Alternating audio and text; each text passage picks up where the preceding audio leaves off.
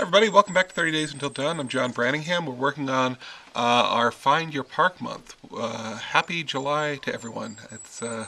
It's if you have a chance, go out to your national parks, or your state parks, or your city parks, whatever. That's the theme of both this blog, but it's also a federal government theme right now. They're trying to get people to be active in nature, and so there's a lot you can write about with nature. I'm here at a place called Beetle Rock Center in Sequoia and Kings Canyon National Park.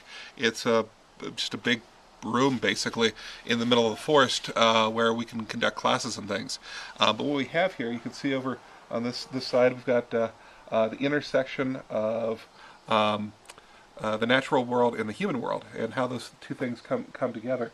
And it's sometimes the natural world is kind of taking over, and other times the human world kind of takes over. I find Chernobyl really sort of interesting.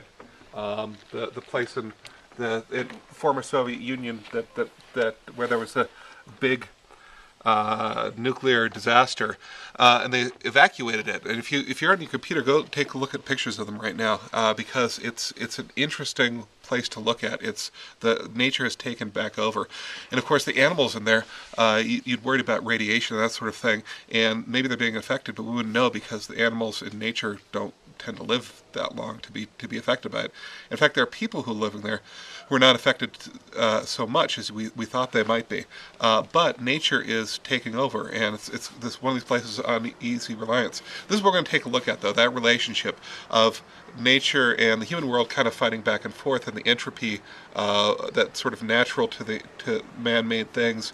It's not natural to the woods. Now, if you're in your national park, you can take a look at the roads, and you can hear behind you a car going by right now. Oh, actually, a bunch of motorcycles. Motor scooters. Wow. You could, if you're in the parks, you can write about that stuff. And there's a whole bunch of human things. Yesterday morning, I was walking through the giant forest, and I came upon the mortars, where the people who were here first, I think it's the Waxahachie people, would grind their corn or whatever.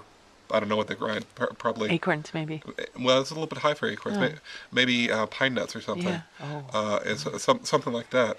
And they've got them just sitting there. It's like this really interesting combination. And then we have right there, and I'm on a trail, and the trail was built, very few people know this, but by Buffalo soldiers in the very, very early 1900s.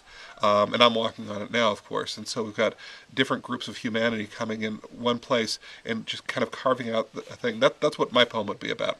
Yours doesn't have to be about the park. If you're a city person, Molly, and there's nothing wrong with that, write about what is nature doing in things.